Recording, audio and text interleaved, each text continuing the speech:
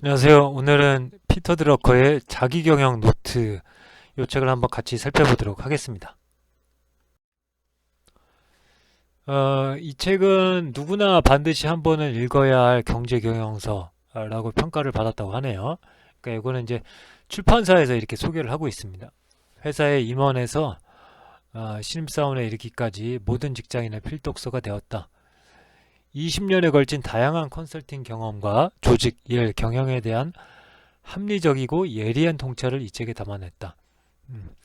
저도 이 책을 읽으면서 굉장히 합리적으로 쓰여졌다.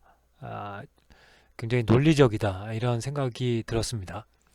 일 잘하는 사람들, 즉 목표를 달성하는 지식 근로자들은 그 능력을 타고나는 것이 아니다. 그렇다면 그들의 효율성과 성취감을 이끌어내는 비밀은 무엇일까? 목표 달성에 대한 간결한 청사진을 제시했다. 그래서 이 책을 통해서 우리가 배울 수 있는 것은 목표 달성 능력입니다. 그 단어를 머릿속에 기억하시면 되겠습니다. 그리고 이 책은 일과 노동이 존재하는 한 경영과 자기관리라는 과제에 앞서 가장 먼저 손에 들게 될 책이다. 이렇게 평가를 하고 있습니다.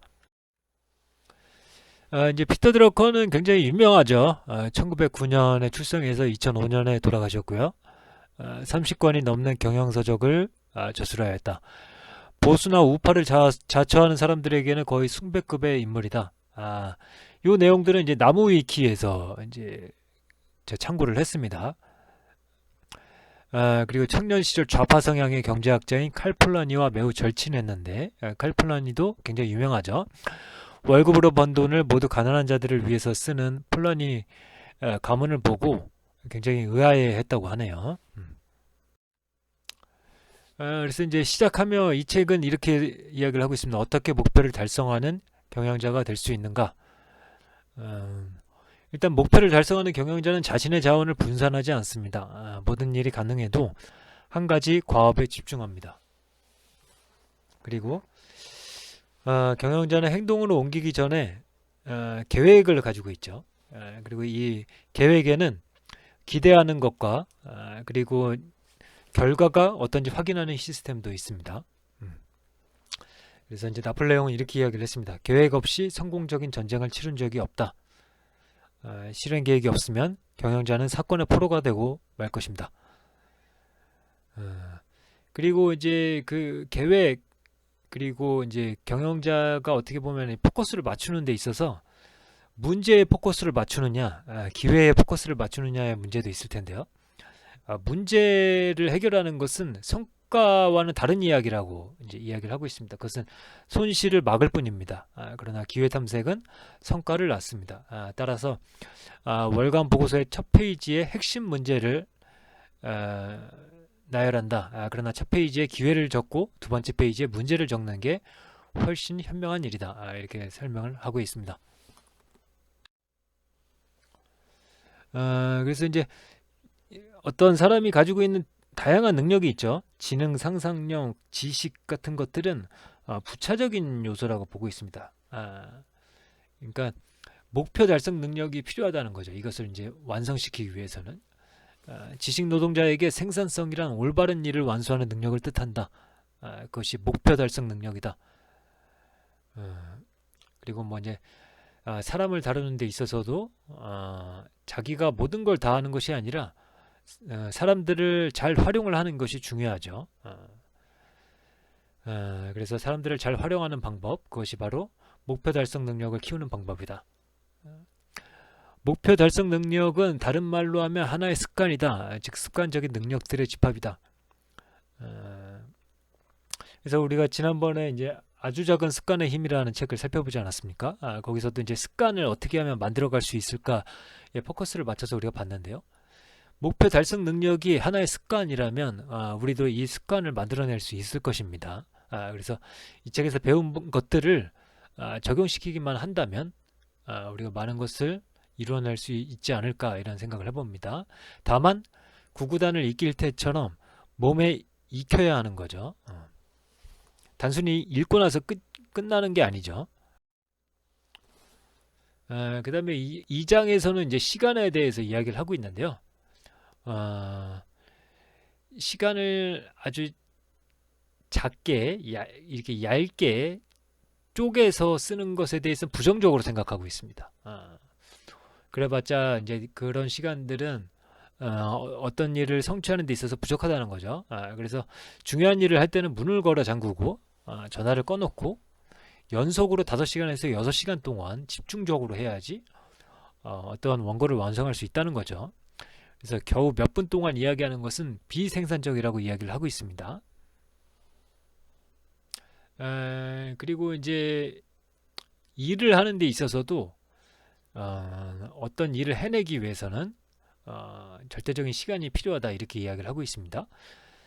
혁신을 추구하고 변화에 적응하려면 언제나 지식 노동자가 엄청난 시간을 투입해야 한다. 사실 단기간 내에 생각하고 행동하려면 모두가 이미 알고 있는 것을 생각하거나 누군가 이미 하고 있는 것을 하는 수밖에 없다. 그러니까 단시간 내에 하는 것은 누군가를 모방하는 일밖에 할 수 없다는 거죠. 근데 이제 진정한 지식 노동자로서 성취를 하기 위해서는 시간을 투입해야 된다고 이야기를 하고 있습니다.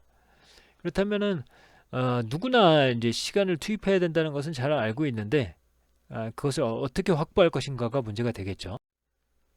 그래서 자기 시간이 어디에 쓰이고 있는지를 확인을 해봐야 됩니다.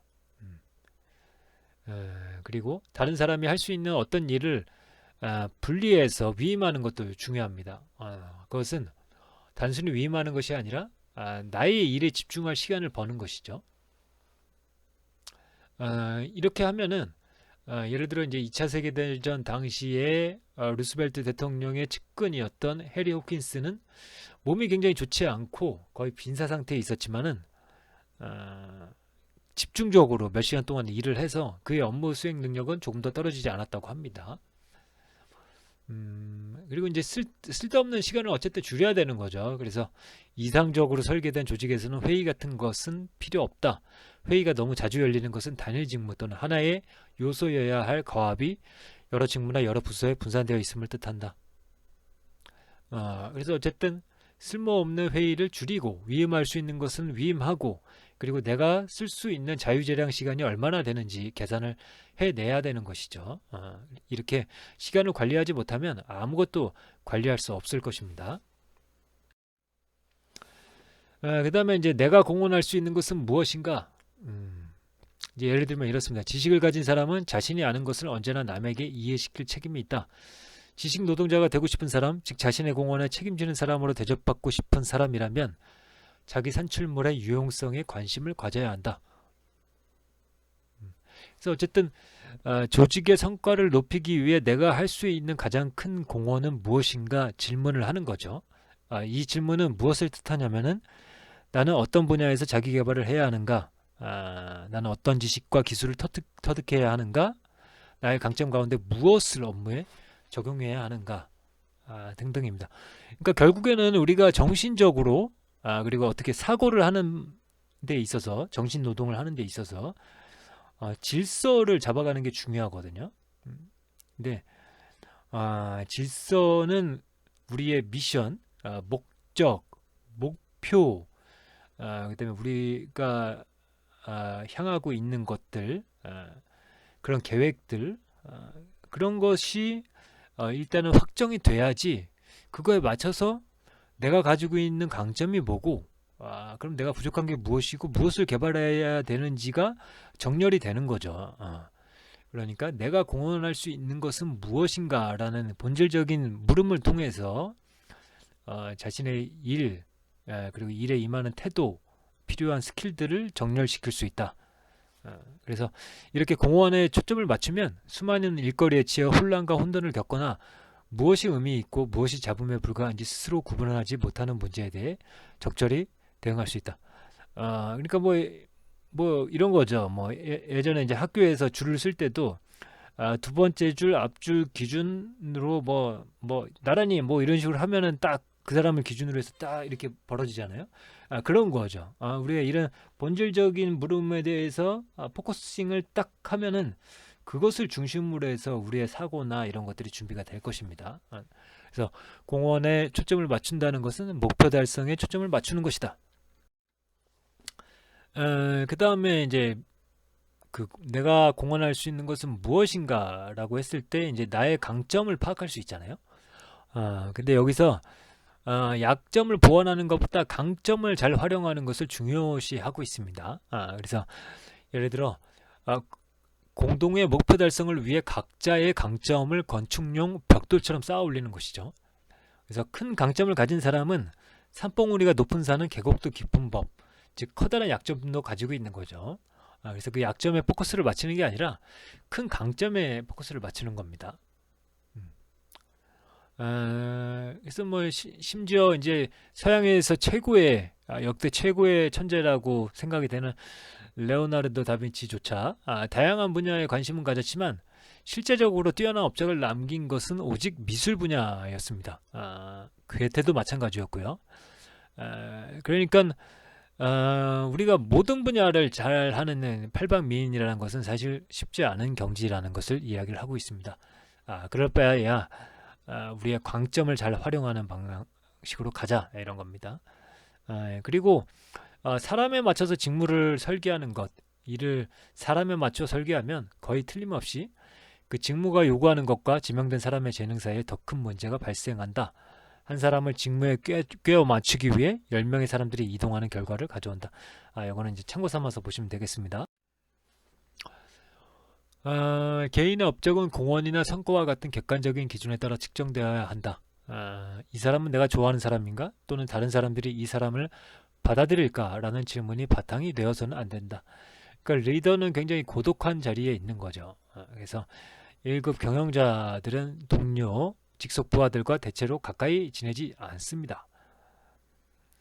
링컨은 휘하의 육군 장군 에드윈 스탠턴처럼 개인적으로 가까운 인간관계를 청산하고 객관성을 유지하고 나서야 목표를 달성하는 대통령이 되었습니다.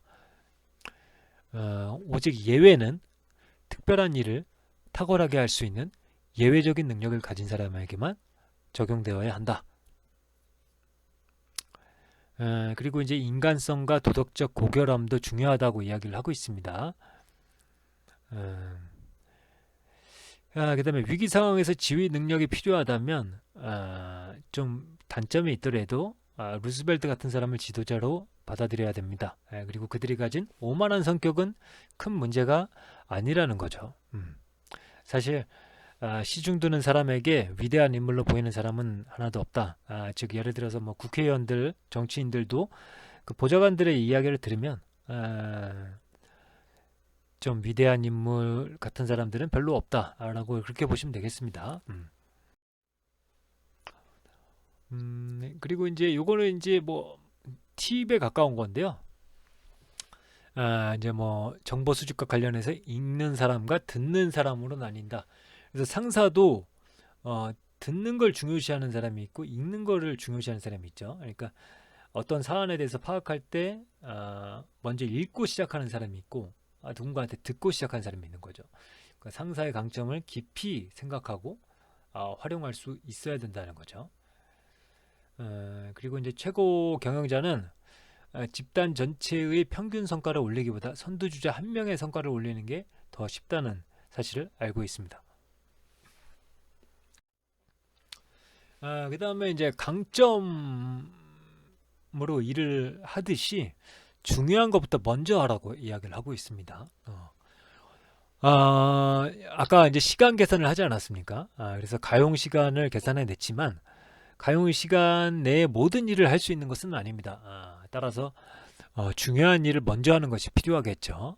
그리고 여기에는 다른 일로 방해받지 않는 상당히 긴 연속 시간이 필요한 것이고요. 그 다음에 그것의 한 사례로서 뭐 예를 들면은 조직에 대한 구조조정도 이야기를 하고 있습니다. 새로운 활동을 시작하기 전에 반드시 낡은 것을 먼저 정리해야 한다. 사회기관은 생물체의 기관과 마찬가지로 군살 없는 근육을 유지해야 한다.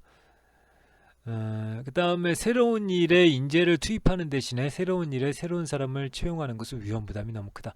그러니까 어떤 새로운 일을 추진할 때 기존의 사람들을 활용해서 하는 것이 위험 부담이 적다라고 이야기를 하고 있습니다.